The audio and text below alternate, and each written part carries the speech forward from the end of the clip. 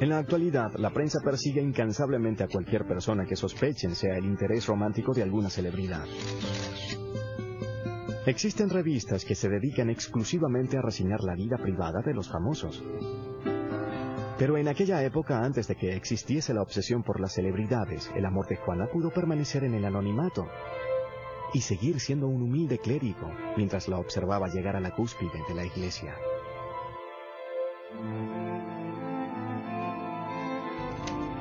Y algo que debe reconocerse con respecto a este hombre, quienquiera que haya sido, es que ciertamente sabía guardar un secreto. Nadie sabe cuál fue su destino. Luego de la caída de Juana, algunos dijeron que había sido atacado y asesinado por una turba, mientras que otros indicaron que había escapado ileso para vivir en el anonimato. ¿Y qué se supone le ocurrió a Juana luego de su espectacular parto en la calle? Existen dos versiones al respecto. La primera dice que murió a consecuencia del parto.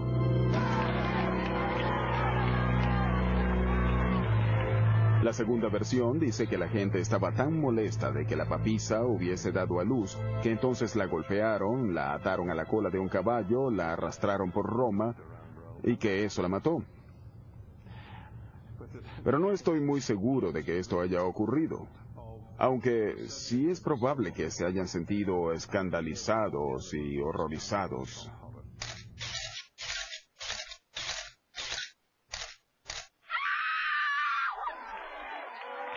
¿Y qué ocurrió con el hijo de Juana?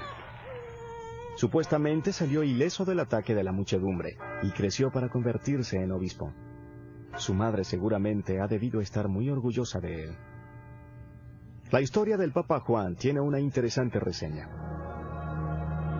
Estas son las palabras del clérigo galés Adam de As, quien asistió a la coronación del Papa Inocencio IV en 1404 y que escribió en su relato: luego de apartar la mirada por el aborrecimiento que le causó la estatua de Juana y su hijo, que se encuentra cerca de San Clemente, el Papa se apeó de su caballo y entró en la iglesia luterana para su coronación. Allí se sentó en una silla de pórfido, con un agujero en el centro del asiento, para que uno de los cardenales más jóvenes pudiera corroborar su sexo. Así que Adam de Ask ciertamente creyó que Juana había existido. E incluso sugiere que se creó un sistema para comprobar el sexo de los cardenales durante el siglo XV para asegurarse de que algo similar no ocurriese de nuevo.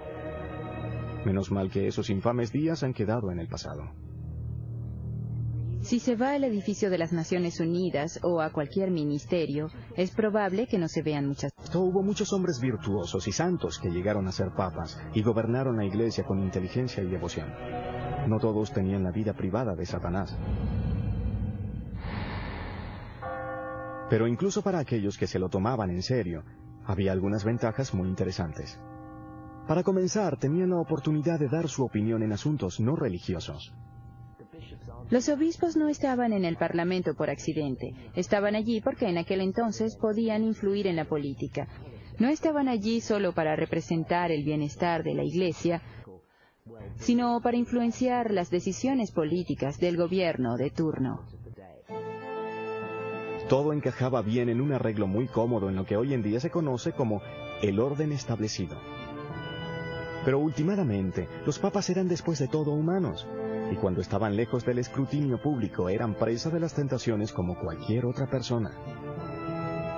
En años recientes, la prensa se ha divertido con los hombres de hábito que se han separado del buen camino con titulares tales como: el vicario y la mujerzuela, escándalo sexual del obispo alegre, la iglesia en crisis sexual.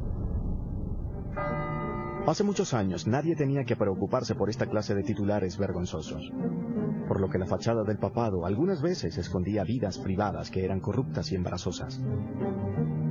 Algunas veces la corrupción permanecía a lo largo de varios papados.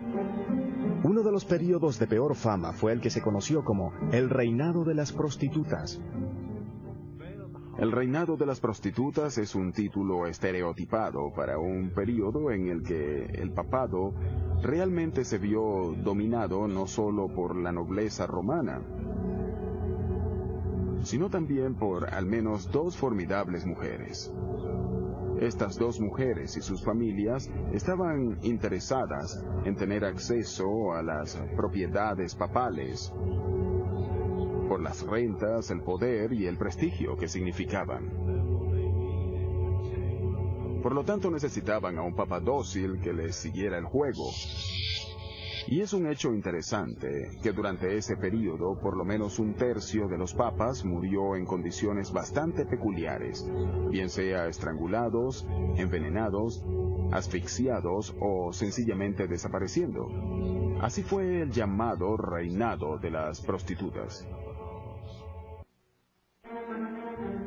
Teodora y su esposo Teofilacto eran figuras poderosas y adineradas a comienzos del siglo X en Roma. Ambos eran senadores, y Teofilacto manejaba también la milicia local y controlaba las finanzas del Papa.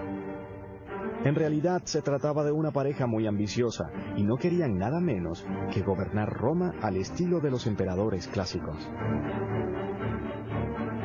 Desafortunadamente para ellos, la Iglesia se interponía en su camino. Así que la solución lógica era tomar el control de esta. Lo que necesitaban era a alguien que ya estuviese adentro, un secuaz. Y por fortuna para ellos, había un candidato.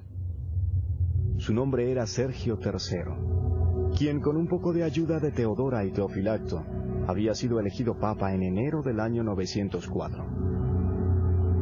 Para mantener a Sergio dentro de los límites, y como un pequeño recordatorio de quién era el jefe, Teodora y su esposo le dieron al Santo Padre a su hija de 15 años, Marozia. Marozia demostró que era una chica muy dulce, y al poco tiempo quedó embarazada de Sergio. Ese niño, con el tiempo, también llegaría a convertirse en papa. Sergio era sencillamente una figura controversial, uno de los peores papas de la historia, y se enfrentó a una fuerte oposición. Luego de asesinar al Papa León V para apoderarse del trono, respaldado por supuesto por Teodora y su esposo, llegó a la máxima posición de la Iglesia para vengarse de aquellos que no le agradaban. Y uno de ellos era un antiguo papa llamado Formoso. La venganza no es una virtud papal, y en lo que respecta a Formoso, era completamente innecesaria. Formoso ya estaba muerto. Por todos los cielos, no lo creo.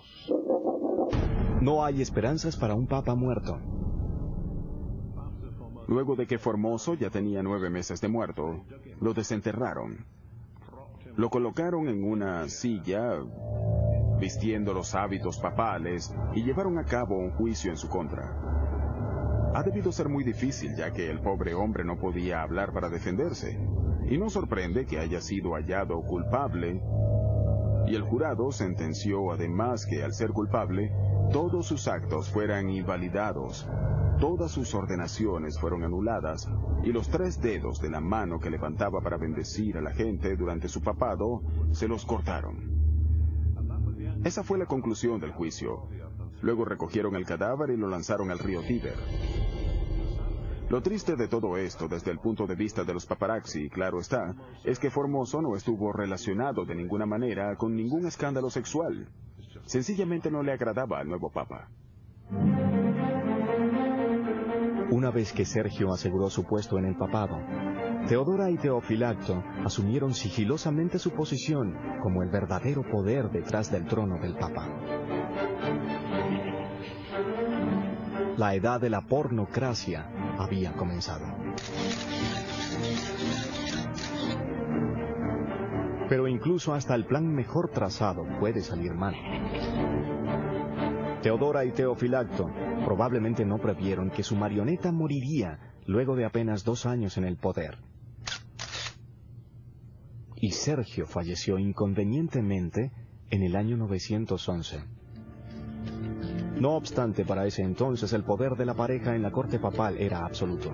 Era hora de que Teodora actuara, y se aseguró de que la transición fuese muy suave, seduciendo a su sucesor favorito, el arzobispo de Ravenna.